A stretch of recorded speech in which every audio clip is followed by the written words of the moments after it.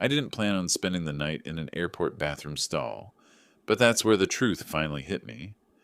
My manager didn't forget about me. He left me there on purpose, not with a hotel, not with a return ticket, not even with a damn apology. Just silence. And the worst part, I'd been loyal to him for years. For context, I've always been the guy people rely on. The send him, he'll figure it out employee, the one who picks up weekend shifts, travels last minute, fixes messes other people cause. I never complained, because my dad raised me on the idea that a man's word is worth something. If you say yes, you show up. Simple. My manager, Mark, loved that about me. Maybe too much. He'd call at 9 p.m. and ask if I could fly out the next morning, just for a quick issue. He'd promise reimbursement, promise I'd be back the same day, promise it was no big deal. And every time, the job ended up being bigger than advertised. So when he told me I needed to go fix a system failure in another state, super small thing, take an afternoon at most, I didn't even hesitate. This was last Thursday. He bought my outbound ticket, said he'd book the return once the job was done. I should have seen the red flag right then. But I went, because that's who I was, dependable.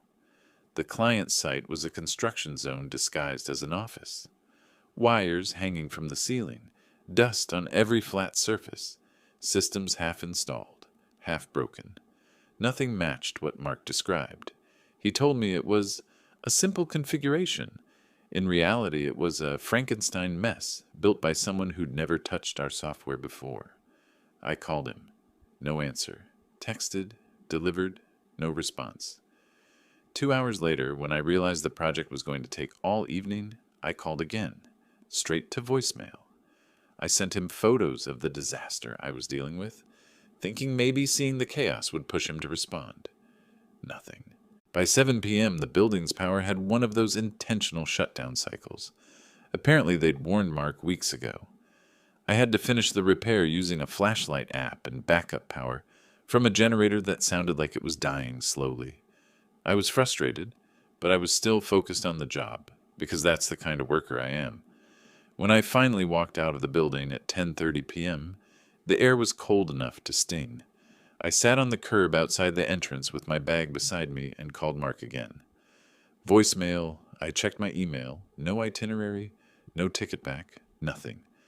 I refreshed it over and over, hoping maybe it just hadn't synced. Still nothing. So I texted him, "Flight details?" Message read. No reply. Then 5 minutes later, because God has a sense of humor, a message popped up from one of my coworkers. "Hey, Mark left early today. He said he was logging off for the night." I just sat there for a full minute, staring at the screen, feeling something inside me go flat and cold. He didn't forget. He didn't get busy. He didn't lose signal. He chose not to handle it. He chose to leave me stranded. I checked the time. 11:04 p.m. The next flight home was in the morning, and without approval, I couldn't book it on the company card.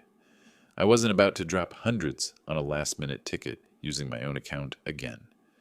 Not after the last 2 times Mark forgot to reimburse me for weeks. I called him one last time, straight to voicemail. I don't know what broke in me right then, but something did. So I walked to the only place open in that small regional airport, the restroom near baggage claim, splashed water on my face, and tried to figure out what the hell to do. I'd been awake for 19 hours. My eyes burned. My back hurt. And all I could think was, how long has he been using me like this? How many times did I excuse his behavior as work stress or poor communication? How many times did I convince myself loyalty meant patience? By midnight, the airport was nearly empty. Security had shut down. The lights dimmed. The seating area was cold as hell, and the cleaning crew politely kicked me out twice. I ended up on the floor near the vending machines, using my backpack as a pillow, listening to the whine of the airport air system and the hum of refrigerators. That sound still sits in my bones. A few hours later, probably around 4 a.m., I woke up shivering. My phone had 6% battery, no messages, no apologies, nothing. And that was the moment I realized something painfully simple. It wasn't just incompetence. It wasn't a mistake. I wasn't unlucky. This was the moment I finally understood who my manager really was. The man who was supposed to lead me didn't give a damn about me. He never had. And yet, what happened the next morning proved that the universe keeps receipts, even when people don't. But that part comes later. Here, at the end of part 1, all you need to know is this. I walked onto that first flight home exhausted, angry, and more done with Mark than I'd ever been. And the CFO noticed my missing return ticket before my manager even woke up. When my plane landed, the first thing I felt was embarrassment, not anger. That came later. Embarrassment, the kind that sits in your stomach like a stone. I walked out of the terminal with the same clothes I'd worn the day before, backpack digging into my shoulder, phone at 2%, and a full-grown resentment pressing against my ribs. I hadn't slept in more than a day. My head felt too heavy, my throat dry, and every step reminded me how much my manager had taken advantage of me. The airport was waking up, rolling suitcases, coffee machines hissing, people laughing, like the world wasn't made of deadlines and neglect. And there I was, a grown man standing in the middle of it, realizing I'd been played by someone half as competent as me. I plugged my phone into a charging station and waited for it to flicker back to life. 5 seconds later, buzz. A text from Mark. "Did you get home?" No apology, no explanation, not even a fake excuse like bad service or phone died. Just a cold, casual check-in like he hadn't left me to sleep on a tile floor. I typed back, "Yes, we need to talk." He replied instantly, "I'm in a meeting. Handle your tasks for the day and we'll discuss later." That sentence lit me up from inside. Handle your tasks. After everything. After his screw-up. I put the phone face down, breathing slowly, trying not to let the anger make decisions for me. I've always believed that people show you who they are in moments like these. When no one is watching, when it costs them nothing to do the right thing, and they still choose the wrong one. I took a rideshare home, showered, threw my grimy clothes straight into the washer, and sat on the edge of my bed, wondering how the hell someone like him got promoted. Then my team chat started blowing up. Coworker number 1. "Dude, did Mark really send you alone? He told the client he'd join the call." Coworker number 2. "He said you insisted on going solo. Is that true?" Coworker number 3. "He's freaking out this morning. Something about reports not matching?" That last message made me sit up straight. Reports not matching. It didn't make sense, until it did. Mark had a habit. Whenever he didn't want to explain something to upper management, he'd bury it in project-level expenses or move receipts around until they disappeared into another department's ledger. A flight here, a software license there. Nobody cared enough to investigate small numbers, but a last-minute trip to another state without approval? That couldn't be buried, which meant he was scrambling, and people who scramble make mistakes. I checked my email again. Nothing from him, nothing from HR, nothing from finance. I forced myself to eat something, a quick sandwich that tasted like cardboard, then grabbed my laptop and drove to the office. I didn't want to. I was exhausted, angry, wired on too little sleep and too much resentment. But I needed answers. As I walked in, the receptionist gave me a sympathetic smile. "You look tired," she said. I wanted to laugh, but it would have come out wrong. Upstairs, the office was buzzing in that strange, uncomfortable way that means gossip is spreading. Heads turned when I walked past. Some people nodded. Some avoided meeting my eyes. Coworker number 2 leaned out from his cubicle and whispered, "Mark's been pacing since 8. Of course he had. I found him near his glass-walled office, pretending to be absorbed in a spreadsheet. The moment he saw me, he straightened up and forced a smile that didn't reach his eyes. "There you are," he said. "We need to align on the narrative for yesterday. There were some discrepancies." Narrative. He used the word narrative. Not truth, not facts. Story. I folded my arms. We don't need a narrative. We need accuracy. Mark's jaw tightened. Let's be clear. If you had handled things on site faster, we wouldn't be in this situation. And booking your own return flight isn't something you should expect the company to reimburse without approval. That sentence hit me like a shove. He wasn't just ignoring responsibility, he was rewriting reality. In his version, I was the problem, the inconvenience, the liability. I opened my mouth to respond, and that's when a voice from behind us cut through the tension. Can I speak with you? We both turned. It was the CFO. A tall man, calm, sharp-eyed, and notoriously difficult to read. The kind of person who didn't waste words or time. He wasn't supposed to be on our floor, which meant he wasn't here for small talk. Mark stepped forward quickly. Of course. Do you need me? The CFO didn't even look at him. I meant him, he said, nodding at me. Every sound in the office seemed to drop out at once.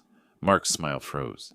His hand, halfway lifted in some attempt at control, sank back to his side. The CFO gestured to his office. Bring your laptop. My chest tightened. Not from fear, but something sharper. Something that felt almost like vindication, though I didn't let myself taste it yet. I followed him past the rows of desks, aware of Mark watching me with a face caught between confusion and panic. When we stepped into the CFO's office, he closed the door quietly and motioned for me to sit. He didn't waste time. I reviewed travel logs this morning, he said. Your outbound flight is recorded, but your return trip, he turned his monitor toward me, does not exist. Why wasn't your flight on the company calendar? His tone wasn't accusing. It was investigative, measured, neutral, serious. My fingers tightened on the arm of the chair. I took a breath. Because, I said, my manager never booked it. The CFO didn't react at first. He just studied my face the way you study a document to check for errors. Then he said the sentence that changed everything. Show me everything. And right then I realized whatever was happening wasn't just about me being stranded. Something much bigger had cracked open. But that was just the beginning. Because the moment I opened my inbox and showed him the message timestamps was the moment the CFO's entire expression shifted. He didn't say it out loud, but I could see it in his eyes. Something was very, very wrong. When the CFO leaned in toward the monitor, the room felt smaller. Not physically, more like the air tightened. He clicked through timestamps, email chains, approval logs, and with each new window, a crease formed deeper between his eyebrows. I sat there, exhausted but steady, watching a man who dealt in numbers, realized the numbers didn't add up. Finally he asked, You slept at the airport? On the floor, I said quietly. No hotel, no ticket back, no communication. He inhaled once, slow and deliberate, the kind of breath you take when you realize someone's been lying to you for a long time. Your manager submitted your outbound flight, he said, clicking a tab. But your return was never requested. He logged you as remote support yesterday. According to the system, you never left town. I felt my jaw tighten, because he didn't want to explain the expense. The CFO didn't confirm or deny it, but he didn't have to. I saw it in his posture. He already knew. He was connecting dots I didn't even know existed. He pointed at the screen. Did you authorize any of these expense transfers? What transfers? He clicked once more, and a list opened. Multiple charges shuffled between internal budgets, including my trip. That's not my doing, I said. I don't even have access to those accounts. The CFO's eyes hardened, not angry, focused, precise, like someone aligning a blade. Stay here, he said. Bring your phone if you have more documentation. He stood and stepped out of the room. Then the door closed, and the silence that followed wasn't the normal office kind. It was heavier, like the building itself was waiting. I leaned back in the chair and stared at the ceiling, letting the weight of the last 24 hours settle. The airport floor, the cold, Mark's lies, the humiliation, all of it stacked neatly into something sharp. For the first time since this started, I didn't feel powerless. I felt done. Minutes passed, maybe 10, maybe 20. I couldn't tell. I reviewed messages, gathered screenshots, saved everything into a folder labeled for CFO. When the door opened again, he wasn't alone. HR walked in first, the director, not the assistant. Behind her came the COO, and behind them, Mark. He looked like he'd aged 10 years in the last hour. Pale, jittery, trying to force a confidence he didn't have. His tie was crooked. His smile was thin. His hands kept twitching toward his pockets, like he didn't know where to put them. The CFO gestured toward the table. "Everyone sit." Mark took the chair farthest from me. HR opened a folder. The COO folded her arms. The CFO remained standing, not a good sign for anyone being questioned. "Let's start with the basics," the CFO said. "Why was this employee sent out of state without a return booking?" Mark cleared his throat. "There must have been a miscommunication. I told him." "You told him what?" the CFO asked. Mark blinked rapidly. "To book the return himself." I shook my head. "That never happened." Mark snapped. "You misunderstood then. I assumed you'd handle it. You didn't communicate." The COO cut him off. "No. Stop redirecting. This is not about assumptions." HR slid a paper across the table toward him. "These are your submitted logs, your version of events. They do not match the timestamps from the vendor, the flight records, or the system entries." Mark's breathing picked up. "There was confusion. He didn't—" The CFO raised a hand. "Enough. We've already checked. You forged at least 2 internal approvals. You altered timestamps. You assigned his travel to a closed project to avoid authorization. And you marked him present at the office while he was actually repairing client infrastructure in another state." The room went still. Mark's mouth opened, but nothing came out. "And," the CFO continued, "you ignored multiple urgent messages from him while he was stranded overnight." Mark tried to fix his tie again, fingers fumbling. I wasn't ignoring him. I was in meetings. When the CFO came back into the room, he wasn't holding a notebook anymore. He was holding a printed report, thick, tabbed, highlighted. He closed the door behind him with a soft click, the kind that tells you whatever's about to happen isn't for the rest of the office. "All right," he said, lowering himself into the chair across from me. "We finished the preliminary audit." He paused, giving me a moment to prepare, though nothing could have prepared me. "What we found," he continued, "wasn't a mistake. It was a system." My hands tightened slightly on my knees. "Meaning?" "Your manager has been rerouting expenses, submitting false approvals, and transferring costs onto closed projects for at least 14 months. I didn't say anything. I just let the information settle. Not surprising, not shocking, just clarifying.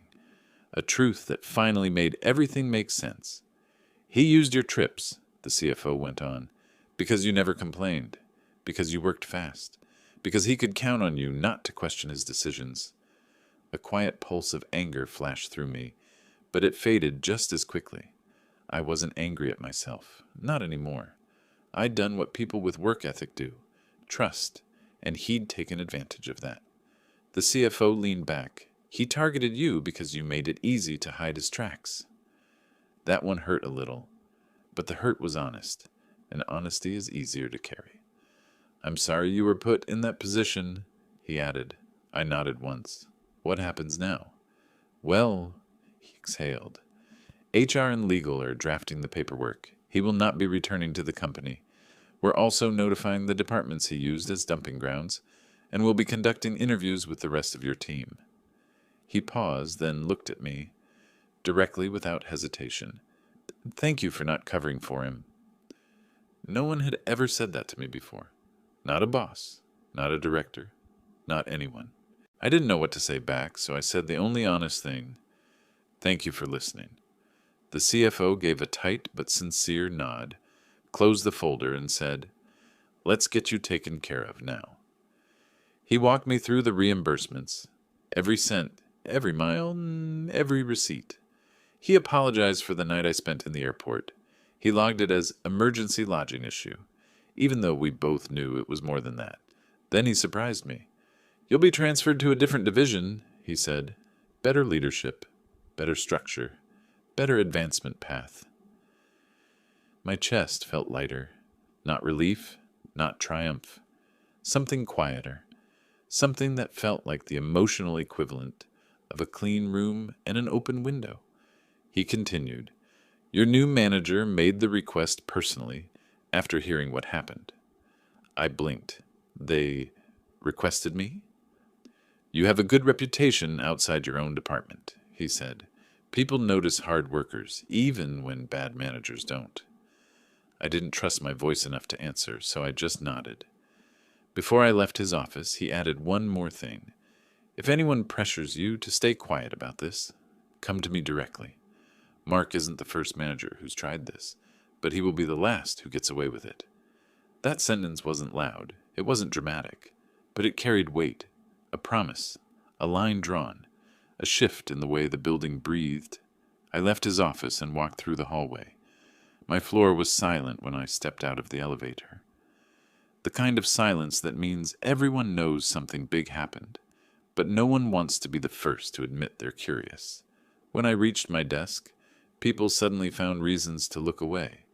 A few stole glances. One gave me a small, respectful nod. Nobody mentioned Mark. His glass office was dark, empty. Chair pushed in, screens off, badge reader blinking red.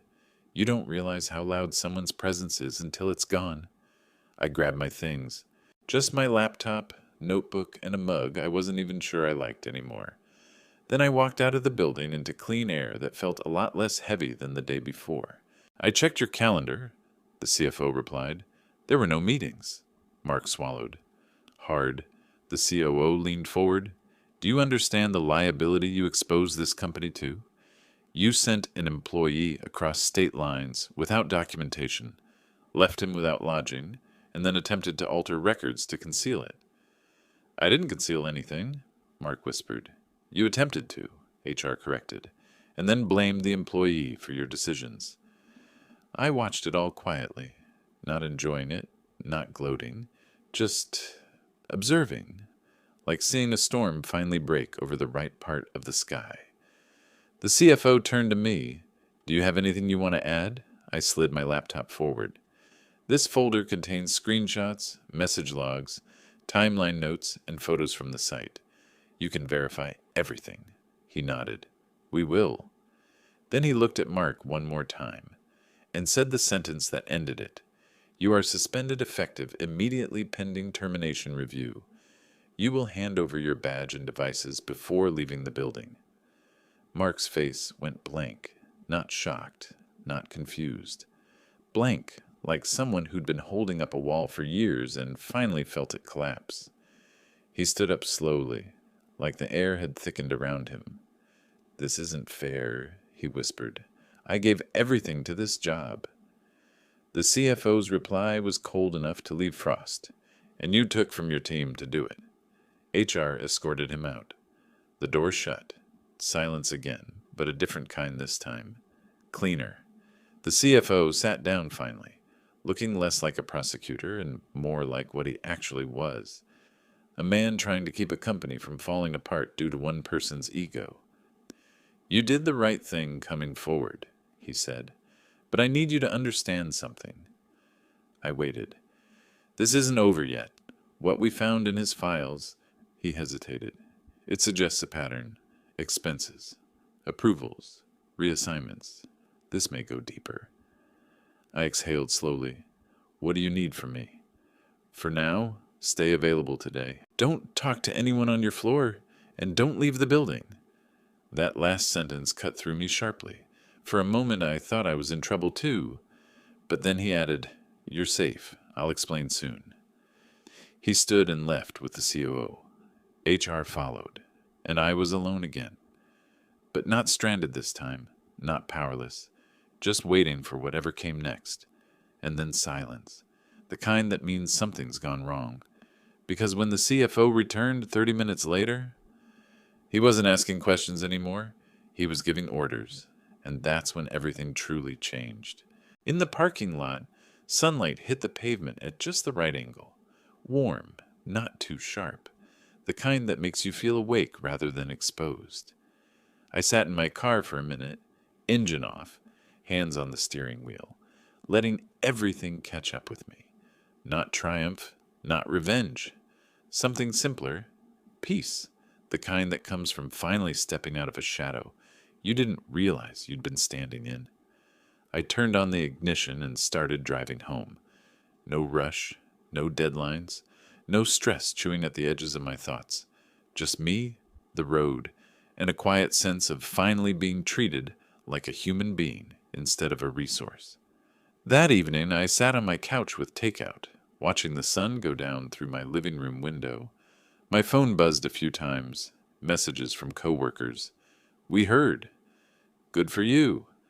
About time someone said something. I responded to none of them, not out of spite, out of peace. Around midnight, I got the final email from HR. "Termination executed. Investigation closed. Thank you for your cooperation." I read it once, let out a breath I hadn't realized I'd been holding, and leaned back. No anger, no bitterness. Just the quiet satisfaction of knowing I didn't have to shrink myself to keep someone else's failures afloat. A week later, I started in the new department. New manager, new team, new expectations, the kind that didn't involve sleeping on airport floors. And on my first day, as I was getting settled, my new manager came by and said, "We're glad to have you, and we don't leave people behind." Simple words, real ones. I believed him, still do, because sometimes karma isn't loud. Sometimes it doesn't come with fireworks or echo through the office corridors. Sometimes karma shows up quietly, in the form of a closed office, a revoked badge, and a job that finally treats you right. Sometimes the revenge isn't what happens to them, it's what happens for you. And in my case, the best revenge was finally going home on a flight booked the right way, and knowing I'd never take orders from a man like Mark again.